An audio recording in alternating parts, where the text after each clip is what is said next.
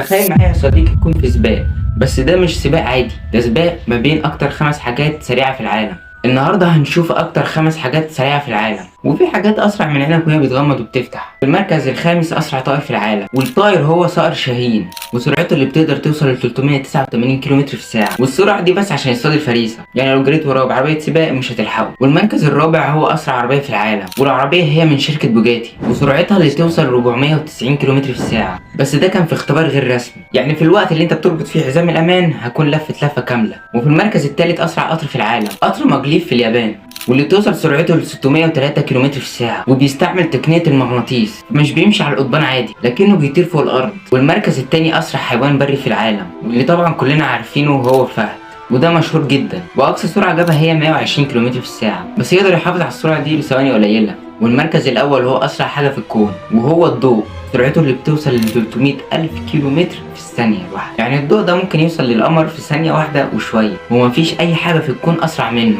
السرعة دايما مبهرة، بس المهم تعرف تتحكم فيها، عشان ممكن تتحول من إنجاز لخطر.